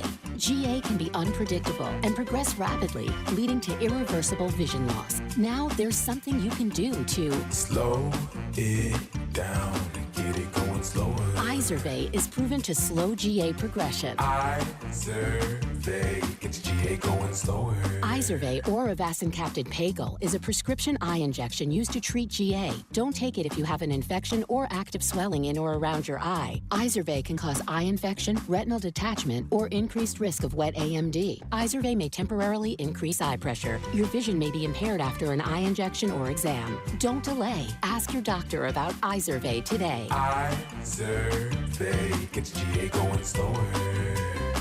Visit Izervay.com. That's IZERVAY.com. I'm Lindsay Davis. For the latest on today's headlines, be sure to watch Prime tonight, starting at 7 Eastern on ABC News Live. Now with more news, here's Michelle Franzen. Former President Trump in Scranton, Pennsylvania on the campaign trail, telling the crowd if elected, he'll increase production of U.S. resources. On day one, I will tell Pennsylvania energy workers to frack, frack, frack, and drill, drill, drill, drill, baby, drill. We're going to frack, frack, frack. Trump will hold a rally in Reading later tonight. The former president is denying excerpts from Bob Woodward's latest book on the Trump presidency, writing that the former president spoke to Russia's President Putin after leaving office and sent COVID tests to Putin. Vice President Kamala Harris last night appearing on CBS's Late Show with Stephen Colbert reacted to Woodward's account. He thinks Vladimir Putin is his friend. What about the American people? They should be your first friend. Election Day, now less than a month away. Federal authorities say they thwarted a terrorist plot to kill voters on Election Day. The 27-year-old suspect and his underage brother-in-law are accused of trying to buy 2 AK-47-style rifles, 10 magazines, and 500 rounds of ammunition, all from an undercover agent. Prosecutors say the pair's intent was to, quote, die as martyrs on Election Day. The FBI says Nasser Ahmad Tahiti, an Afghan citizen on a U.S. visa for the past 3 years, was under contract to sell his Oklahoma City home. ABC Stephen Portnoy, Michelle Franzen. KONP News brought to you by McCrory Carpet One. Always priced right, always done right. McCrory Carpet One. Column County's proposed budget has seen a dramatic reduction in its deficit for next year. County Administrator Todd Mielke presenting the preliminary spending document to county commissioners this week. In it, the county's budget gap has decreased from $4.1 million in September's rollout budget to $418,000. That's thanks to a combination of about $1 million in new revenues and almost $2.5 million in expenditure reductions. Mielke explains that he asked department heads to look for 7% cuts across the board, which they came through with to help with the reduction. Here's your News Radio KONP forecast, brought to you by All Weather Heating and Cooling. Chance of rain showers this afternoon. Otherwise, cloudy skies with a few peaks of sun. Daytime highs approaching 59. Winds out of the northwest around 5 miles per hour. 44 tonight. Slight chance of rain showers. High temperatures reach up to 56 tomorrow. A blend of clouds and sun. High of 58 Friday under partly cloudy skies. 63 Saturday. Looking at the long range, 64 Sunday, 63 Monday, and 58 on Tuesday. That's a look at your forecast. I'm meteorologist Paul Trombley. Right now, 61.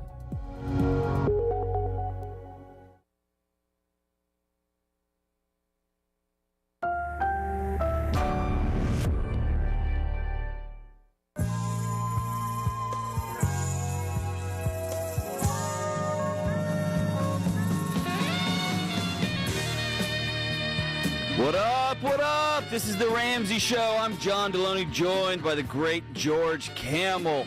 Live from Nashville, Tennessee, we are taking your calls on your money, building wealth, doing work that you love, and creating and sustaining and hanging on to great relationships. So glad that you're with us today. We're taking live calls, 888-825-5225. It's 888-825-5225. We have a packed house out here in the audience. Good to see everybody coming to visit us here in, actually we're in Franklin, just north of Nashville. But we are glad you are with us as well. Let's go out to Milwaukee. No. Let's go out to Dallas, D-Town, and talk to Cyrus. Hey, Cyrus, what's up, man? Hello, how you doing? Doing outstanding, my man. What's up? I am 26. I have $160,000 worth of debt, and I am wondering if I should file for Chapter 7 bankruptcy. Why'd you jump to that conclusion? What makes you think you can't crawl out of this? Well, I've been working a lot, 2 jobs, constantly, not really able to get anywhere. Recently, about a year ago, I caught a case for a felony charge, and I am still going on actively with that case, trying to get probation. So it's been very difficult for me to find another job now that my background check is showing a felony charge. So what are you doing now for work? Yeah, so I'm working at Amazon. I'm making about $4,100 a month at a minimum. I can potentially make more depending on if they allow me to get overtime or work a 6th day. I'm working 5 days there as of right now. Okay. Last year I made $60,000 off of it, off of Amazon alone. But I'm just like drowning right now with payments, and I rounded up all my minimum payments for all my loans and everything, and my minimum is $5,300. Whoa. A month, and that's just on minimum payments. That's not including food or rent or anything else. How have you made it so far? What's getting you through every month if you're going underwater? So how did I make it so far? Well, I've been doing. Are you going further into debt every month? No. So I'm tapped out. I can't even get the debt consolidation loan. My credit is shot. What kind of debt is it? What is this debt, man? Can you break down the 160? Yeah. So I have a vehicle that's $51,000 I owe left on it. $51,000? Yeah, it's a Tesla Model Y Performance. Oh, not a Tesla. What's it worth? Yeah. It's Not only 51. Worth $35,000. How much? $35,000. Okay. What else? I have 9 credit cards that a total of $55,000 worth of debt on that. Okay. And then I have the rest of my loans, which is $98,000, which is 3 personal loans and then my auto loan. Your other what? My auto loan. Auto loan. You have another auto loan? No. It's the Tesla. Okay. So you got $51K on the car, 9 credit cards that are $55K, and then the other, what is that? Another 50 or 60 is in personal loans? No. So total with the car, it's 98. So it would be another like 40 in personal. Okay. Where did all this money go? What have you been spending on? So we're talking $100K in just spending. Yeah. To make a long story short, I as I mentioned, I had a 3-year-old daughter. I was in a relationship with this woman. Basically, she was unfaithful to me. We broke up. Ever since then, I've been trying to honestly repair our relationship for our child, and also because, it's the woman that I love and care about. Well, long story short, it's been years of nonstop taking on her debts, paying, for food, and basically living like 2 households the whole time. And yeah, basically just. So she's been scamming you for this. I mean, she's been just leeching off you all this time, huh? Yes. And now, recently I got, I moved. We basically broke up again, and I'm left with all this. And she doesn't want to make it work, and I've been continuing trying to make it work for my child, and this is where I'm at now. Well, hold on. Making it work for your child is different than digging $150,000, $160,000 hole trying to impress a girl. Yeah. Those are 2 different things. And you have lied to yourself for the last 2 or 3 years saying, I'm quote unquote doing this for the baby, but you've been running around like with your peacock feathers out, trying to woo this woman. And she's been just happy to take your money, happy to take all your stuff, but it wasn't about that girl. And now again, I think you love your daughter. I think you're working as hard as you can. But man, you got to let the fantasy of this woman go. It's burying you. What's this felony charge about? So it was. She had a guy in my apartment for the second time. All right, let's do this. Let's stop there. I don't want you to say something that's going to get subpoenaed on the air. Let's just roll back to the money part. Is that cool? Yeah. Are you living alone right now?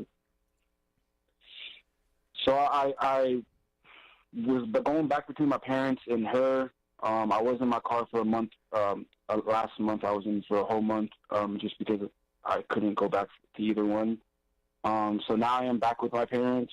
They stopped drinking supposedly. So I'm there for now. And this is another reason why I was thinking about bankruptcy, just because I have a case going on. I'm an unstable household. I can't rely on nobody right now. I'm a worker. 2 years ago I made, $93,000 working doubles. I've been working nonstop 2 jobs for the last 3 years. But bro, if you make 98 3 years in a row, you're out. No, not 3 years in a row. No. I'm telling you. I want you to hear George and I say we believe in you. If you make 90 grand for 3 years in a row, just straight hustling, you'll be out. You'll be free. Yeah. Listen to me. You'll be free. If you file bankruptcy, you're putting a chain around your neck and you're jumping into a lake. Yeah. The problem I have is I've been applying for jobs, and my record with the felony charge. I got it. It's very the deck is firmly stacked against you until you get that clear, 100%. Yeah. But I have never one time. I've never.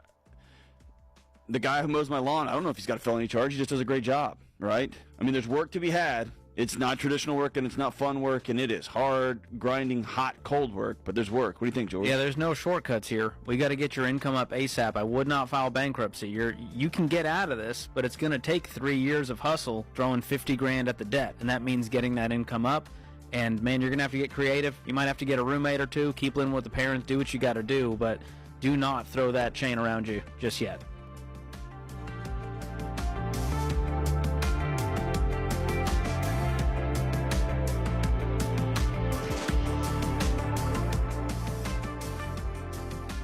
You know, Dave, I've always been frugal. Even as a kid, I remember my dad and I would sit there cutting up coupons from the Sunday paper to save on groceries that week. George, you sound really old. I just think frugality is timeless. And luckily, there's a better way for nostalgic millennials like myself and everyone else to save money on things we buy every day. And it's an app called Upside. Upside is a free cashback app that helps you earn money back for the everyday stuff that you already buy. You can use Upside at over 85,000 locations like gas stations, grocery stores, and restaurants. And the best part is you don't have to feel gross about it like with credit card so-called reward points. It's real cash back, not points, not BOGOs, not rewards money. It's real money. Top Upside earners are making as much as $300 a month. So to find out how much you could earn, go download the Upside app and use code Ramsey to get an extra 25 cents back for every gallon on your first tank of gas. That's 25 cents back for every gallon using promo code Ramsey. That's the Upside app, code Ramsey. Hey guys, are you ready for the secret to help you reach those money goals that you've been dreaming about? It's simple. You got to get on a budget. With our budgeting app, Every Dollar, you'll get intentional with your money and build the habits that will make those dreams a reality. And we'll be with you every step of the way, from your first budget to that retirement home on the beach. Download Every Dollar for free on the App Store or Google Play. Remember, today, download Every Dollar for free on the App Store or Google Play today. My wife Sharon is a major health fanatic, so I was excited to tell her that we're partnering with Field of Greens, a fruit and vegetable super drink. Each fruit and vegetable in Field of Greens was doctor selected to support your heart, liver, kidneys, and metabolism for healthy weight. And we love that Field of Greens comes with a better health money back promise. Get 15% off at fieldofgreens.com/Ramsey with the promo code Ramsey. That's fieldofgreens.com/Ramsey.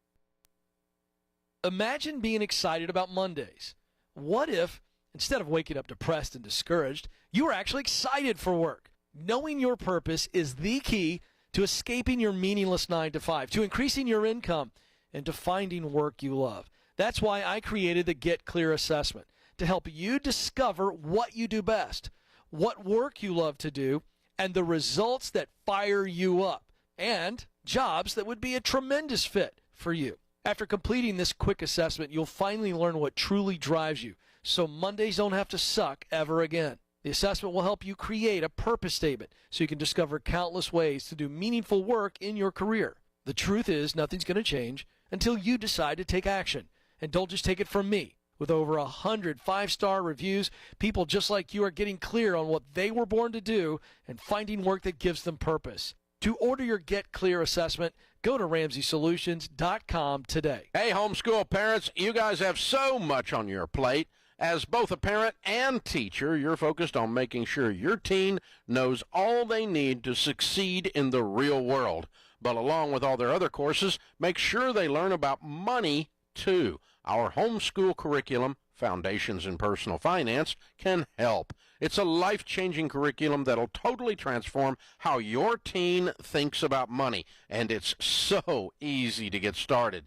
You'll get everything you need to teach your teens real-life skills like how to save and spend wisely, how to pay cash for college, and how to stay out of debt. Look, this is too important to put off any longer. This is the money course you'll wish you had when you were in school. Check out Foundations in Personal Finance today. Go to RamseySolutions.com/homeschool to learn more. That's RamseySolutions.com/homeschool.